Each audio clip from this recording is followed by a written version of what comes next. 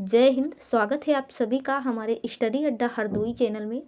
Polity में अक्सर आपने सुना होगा आईपीसी और सीआरपीसी क्या होती है और धारा अनुच्छेद में क्या अंतर होता है, जज और मजिस्ट्रेट क्या होते हैं, समान सिविल संहिता हिंदू मुस्लिम के लिए सेम कानून, इन सब के बारे में समझते हैं। सबसे पहले हमारा संविधान आता है।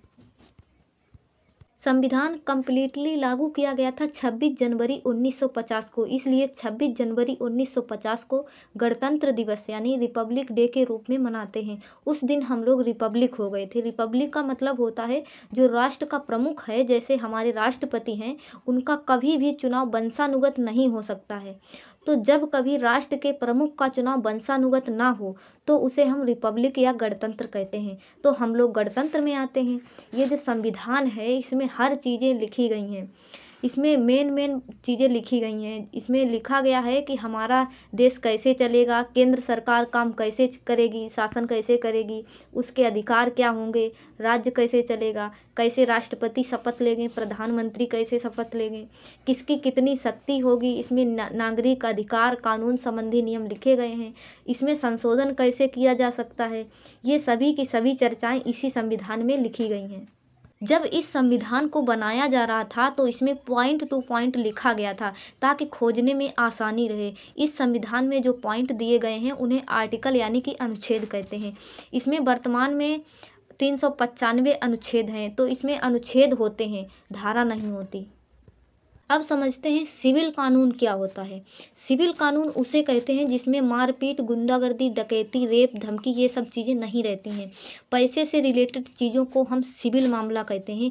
किसी के मकान में घुस गए हैं, खाली नहीं कर रहे हैं, उसका किराया नहीं दे रहे हैं, किसी का खेत जोत लिए हैं, शादी ब्याह वाला मैटर, ये सब सिविल के अंतर्गत आता है। इसमें ऐसी बातें नहीं लिखेंगे जो हमारा मेन किताब अनुच्छेद के उल्टा हो। इसके अलावा और भी कानून हैं, जैसे प्रॉपर्टी कानून कि कौन सी प्रॉपर्टी किसकी होगी। जैसे अगर मैंने कोई ज़मीन खरीदी है तो वो मेरी इच्छा पर डिपेंड करता है कि हम अपने बच्चों को ये ज़मीन देंगे भी या फिर नहीं।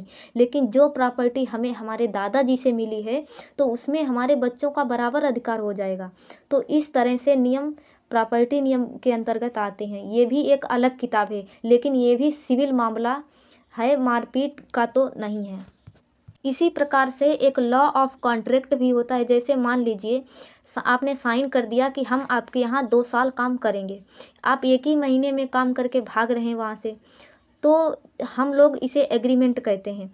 तो अगर कॉन्ट्रैक्ट तोड़ दिया आपने तो उस पर भी आपको सज़ा वो दे सकता है। तो इस पर भी एक किताब है, उसमें नियम लिखे गए हैं।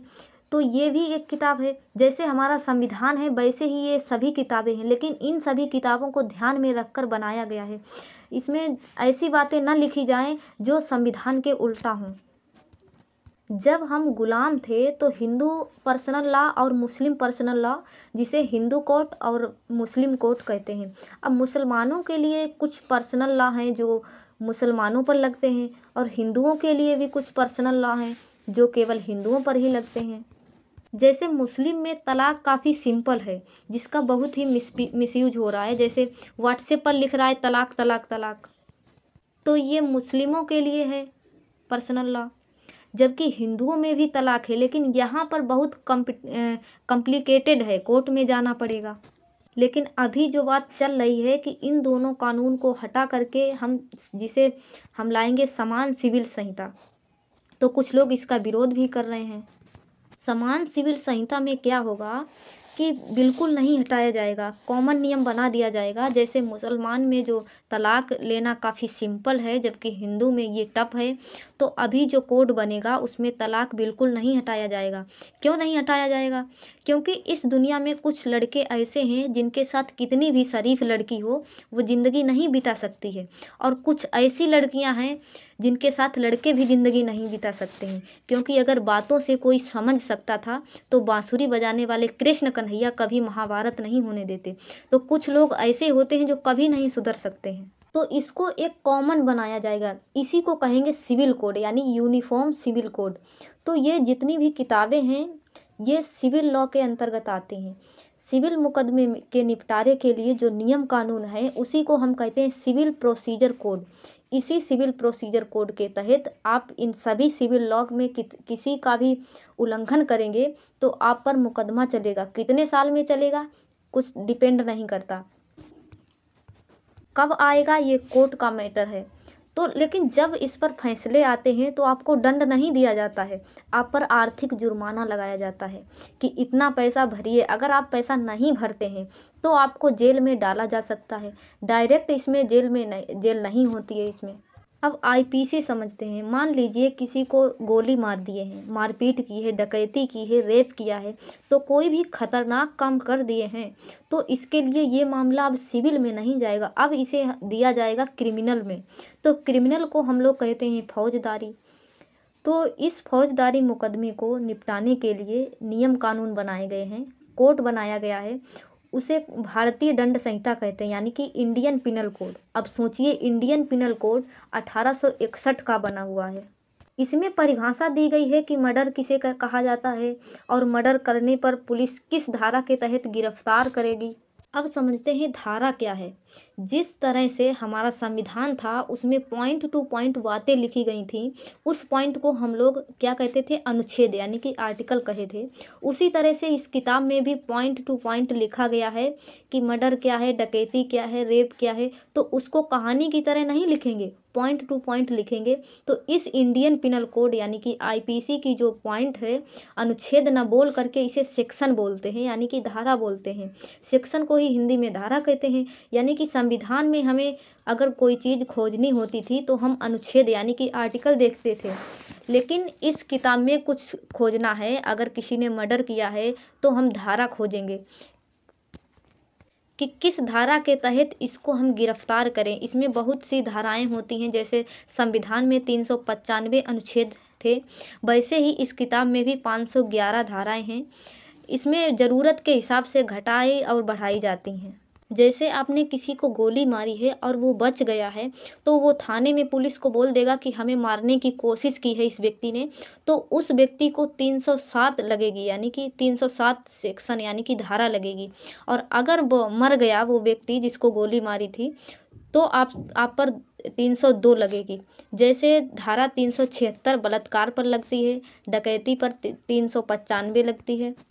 तो ये सभी धाराएं हैं, इनके अंतर्गत गिरफ्तार किया जाता है।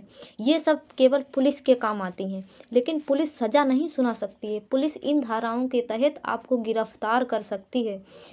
आगे की प्रक्रिया कोर्ट में की होगी आपकी कि आपने क्या किया, कितने साल की आपको सज़ा होगी।